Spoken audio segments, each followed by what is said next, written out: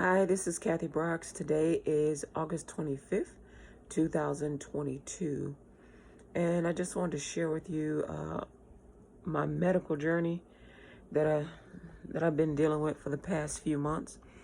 And it's concerning a growth here, which is spread here after taking a medication, which doesn't help. And it's something over here too. And so I don't know, the medicine is called Clindamycin. Hold on a second. I forget the name of it. I don't want to show the doctor's name or nothing like that, because I ain't trying to throw fault nowhere. Clindamycin. And so, and there's no shade on clindamycin because it works for lots of different things. It just didn't work for this. So ain't no shade on nobody. And so anyway, so there's a growth, and I guess it's amphibious. And it may have some, and I have some lumps here, which when the lumps came up, they felt like something that was growing out of a root. And so it felt like it was growing out of the I'm not a doctor or a biology person, but in the skin you have like the fat layers, and the skin protects the body from different things, and then you have these roots that look like I'll just call them fingers. But anyway, so it felt like something came up out of that, and this is what resulted, these lumps. They're more flat now, but I can still feel them. And so, and they also here too, up in here, and here, up in here.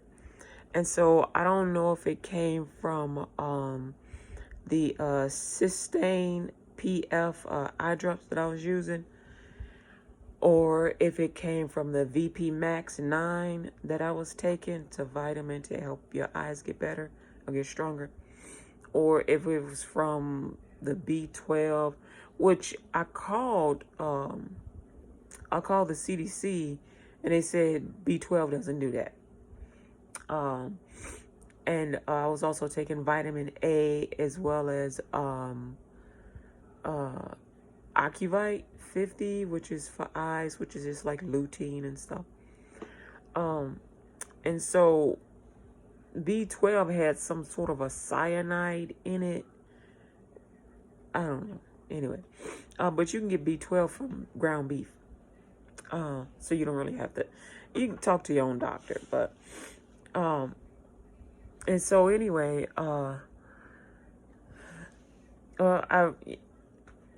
at first I thought, honestly, I thought this was like from a hair growth serum, because some people was at my house and they was laying, sleeping on the couch and whatnot, and they had that stuff in their hair, and so that's what I thought it was. But when it reached, the tentacles reached up and started eating the fluid from my hair, I knew something was wrong. And so I first saw it in like around June. And so, I was thinking, well, maybe I can get a dermatologist and just have them cut the hair follicles or whatever out, right? And then I thought, okay, well, that's not hair. And so it in the V, and I'm not giving no, I'm not hating on no particular product, because I had wanted the VP Max product, but then I couldn't really afford it, so I canceled it. But then they sent me one out anyway, said, well, here, you can try it or whatnot. And so I did that, but it made me feel bad. It was a little too strong for me. So I didn't finish all of it. And I was trying to take all my samples of what I was taking to the doctor, to the hospital, to the emergency room, so they could see. But I ended up losing it on the bus. I know, that's terrible, right?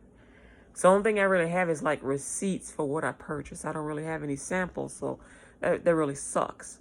Except for the samples of the stuff on my face. And so I'm really believing God to help me and to deliver me. Because one of the other problems I have is no money.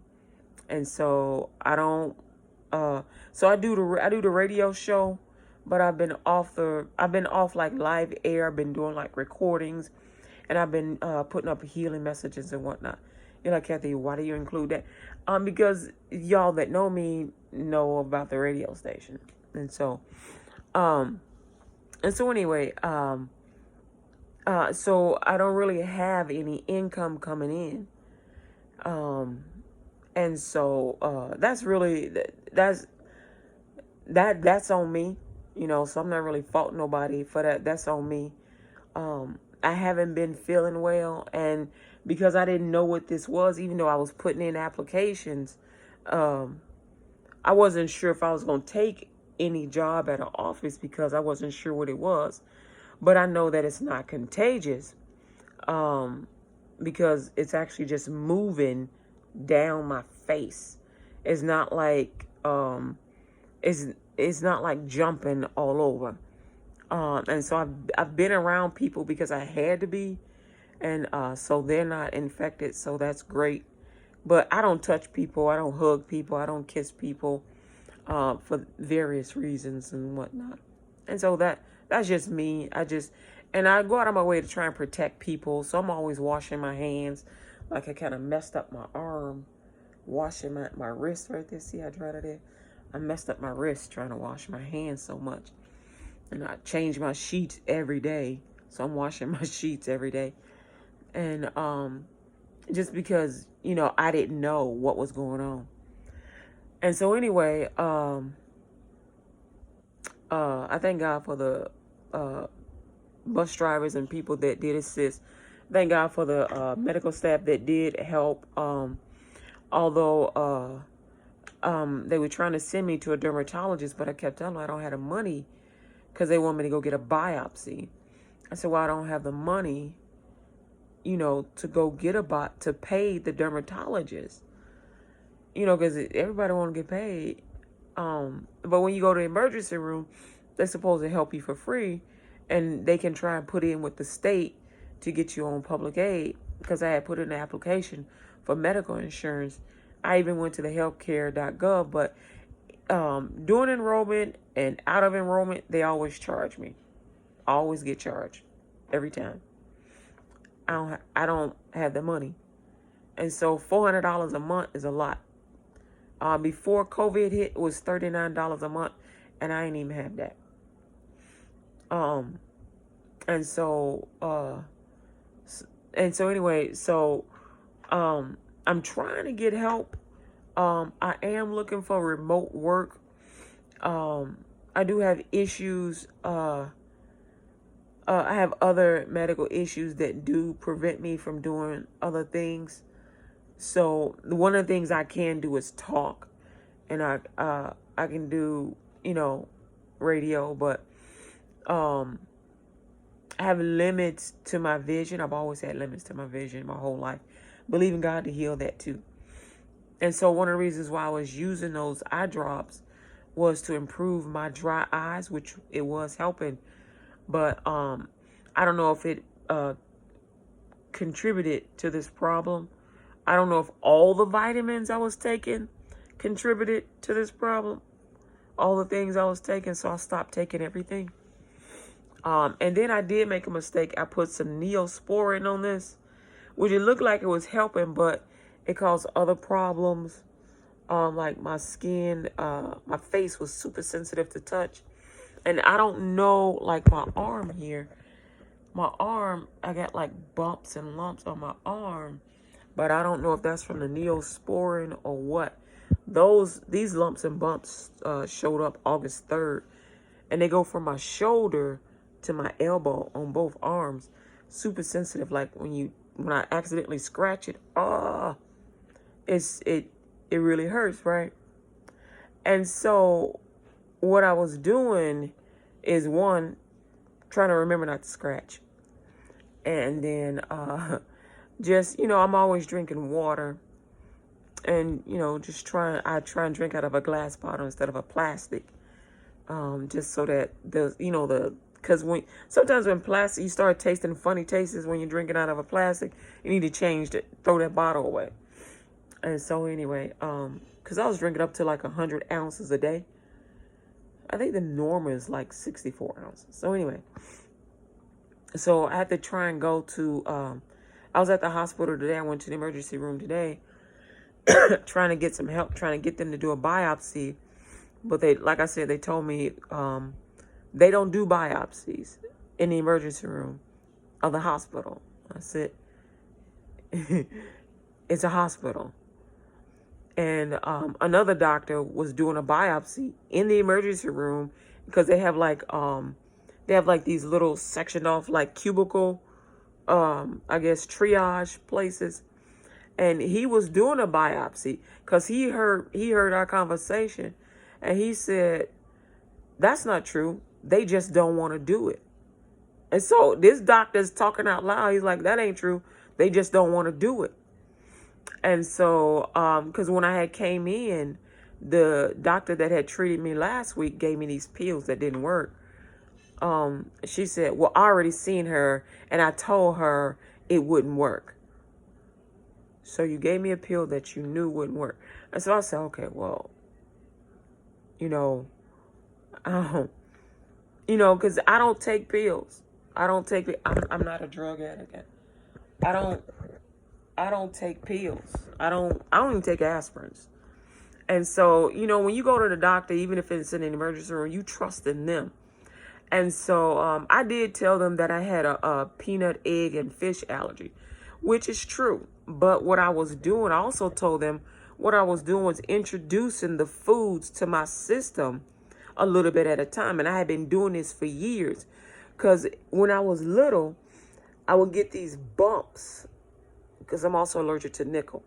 I would get these bumps on my ear, whether it was nickel that was on me, or if I ate eggs, or if I ate fish, or if I ate peanuts, and my nose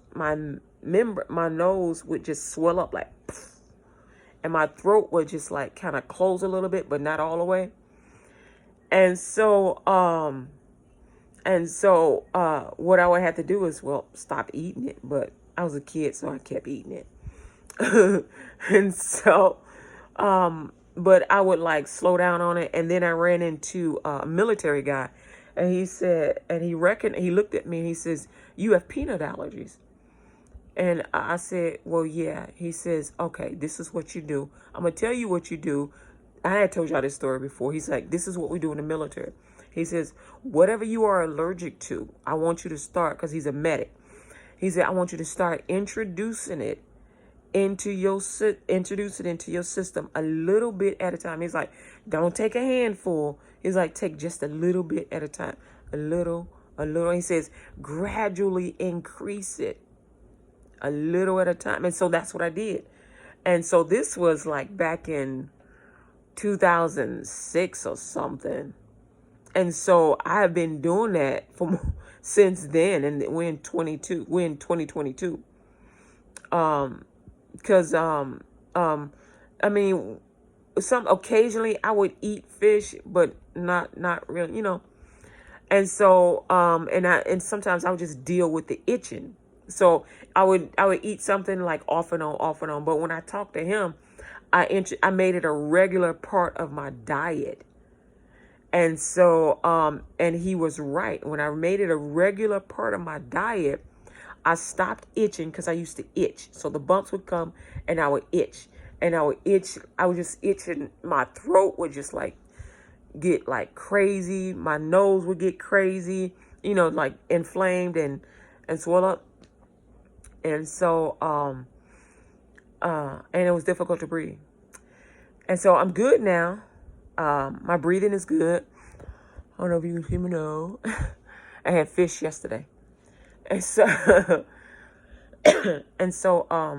the bumps are gone, and I purposely don't put nickel. Nickel is usually in jewelry, so my neck would turn green and black if I wore like a necklace with nickel in it.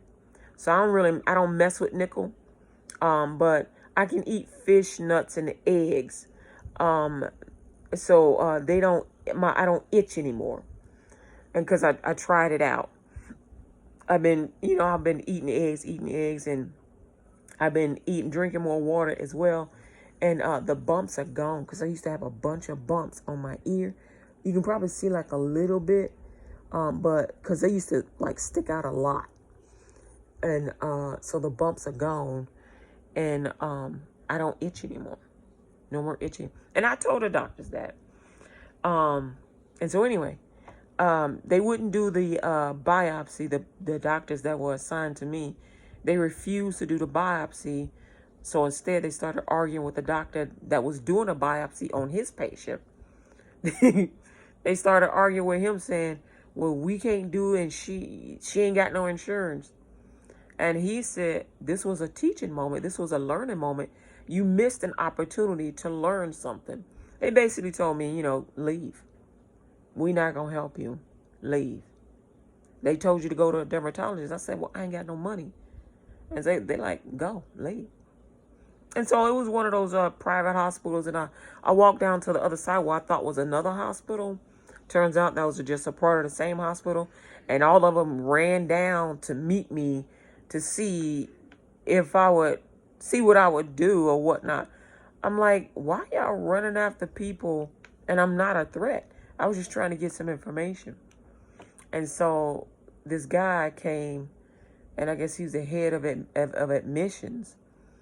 And I'm like, and I told him the whole story. Like, look, they won't do the biopsy. Well, we don't do biopsies in hospitals. I'm like, it's a hospital.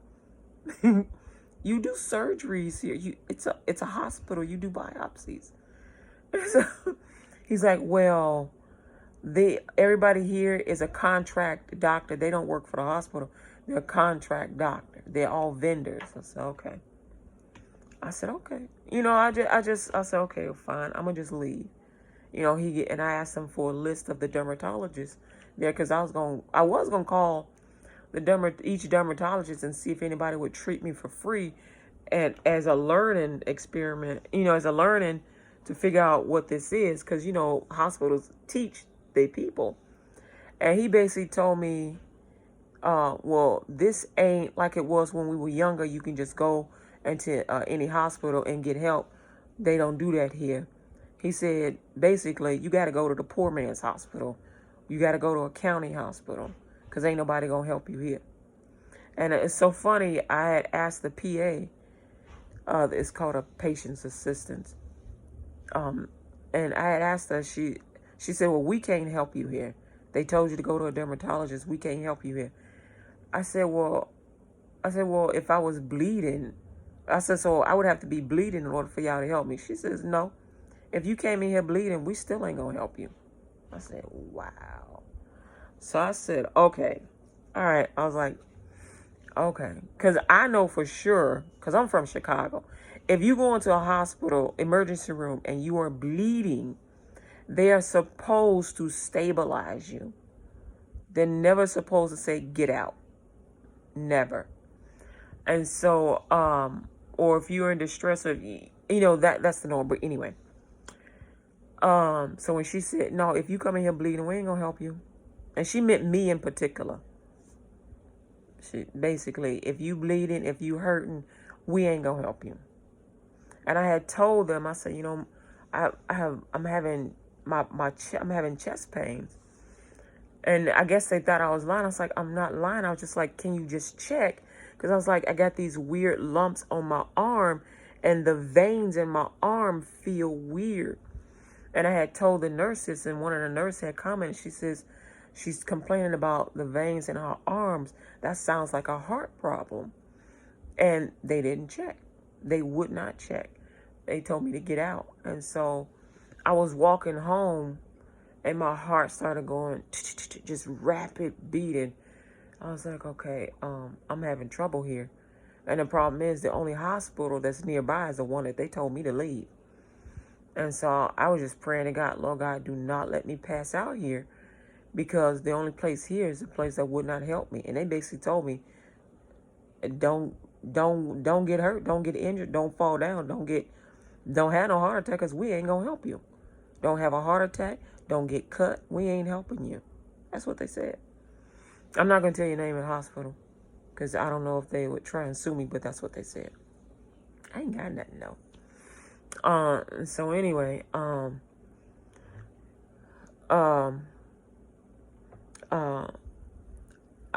left out, and I walked about, I guess, from the highway to the bus stop, and that's probably like, I don't know if it's a half a mile. So I was walking really slow. It took me a while to get there because it was hot outside and my heart was beating really fast, and so I had to stop. I literally had to stop and sit at the stoplight, and I was sitting in the shadow of the pole because it was so hot out there, and that was the only place that had shadows where I could sit and not be in the sun. Oh, my arm is hurting now. And so anyway, I'm sitting out there just grasping my chest and just trying to get my heart to just like rest. I was just trying to return my heart to like a rest rate. And so when I got it at a rest rate, I sat there a little bit longer. And then because there's a lot of construction over there. And so I was kind of walking on the sidewalk and in the street, and like behind the construction poles and tent things, just staying out of traffic. And I went and just stood at the bus stop waiting for the bus. And I didn't know if that thing was coming or not because it was kind of late. But I just had a feeling wait till 11:41 because I knew that if it didn't come at 34 after, usually it would come like at 41 after because, all of the construction. And so I was sitting there holding my chest and just waiting for the bus, and I flagged it down, and she stopped past me, and so I was trying to trot to the bus, and I said, could you please just let me, I'm just asking, can you just let me ride home? And she's like, yeah, come on. And so I appreciate, Trinity Metro just blessing me like that. So, they ain't have to, but I ain't had no more money. She knew I ain't had no money. And so I just appreciate blessing me like that. So thank you, Trinity Metro. Looking out for the citizens of Texas, just being a blessing. So I pray God will just bless that bus driver and bless Trinity Metro. And so I got to go figure out something else to try and get this looked at, because this is abnormal. This should not be in the face and under the eyes and around my jaw. This stuff shouldn't be on my jaw. It's on both jawbones. And it's coming. It broke. I could hear it tearing and breaking off and moving this way. And so, and these lumps, and sometimes it sounds like it's eating the lumps or something. It's just so weird. And so, I'm trying to stay in peace. I mean, believing God for a miracle, that is for sure. And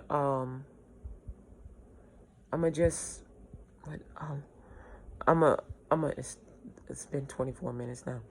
I'm gonna just believe God for a miracle and see if I can get over to the free hospital. I guess it's the teaching hospital here in Texas.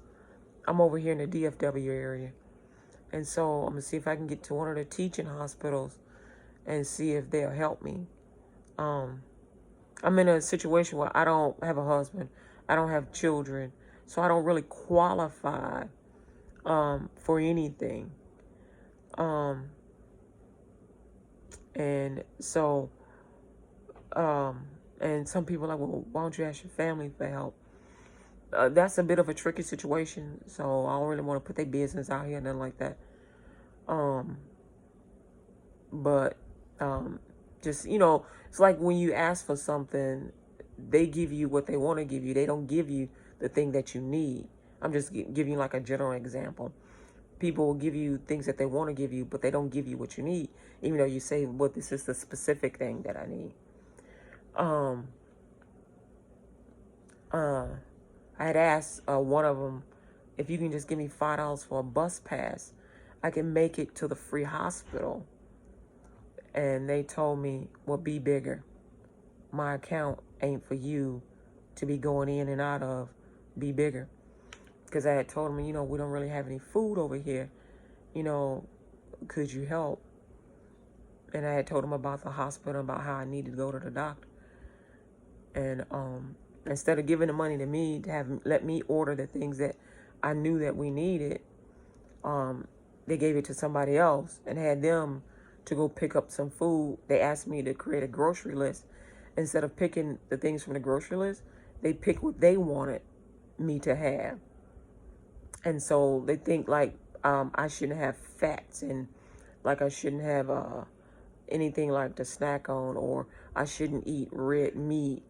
I need red meat because I can't afford my iron pills. And so iron is in red meat. And so I have to get my iron through food. So right now I'm getting it through oatmeal, which is not enough. I need 65 grams, or 325 milligrams, which is the maximum. I need the maximum iron for me to sustain, to basically keep from passing out and going to a coma. And so when I tell them what I need, they think that I'm being lazy. They think that, I'm not trying to work. I'm not trying to do this, and that. And so I try not to ask for anything. And I just keep going, basically. I keep sucking my lips because that's a side effect of being anemic. So with the anemia and the retinal detachment and whatnot, and this stuff going on here, I just got a lot going on. My arm hurt.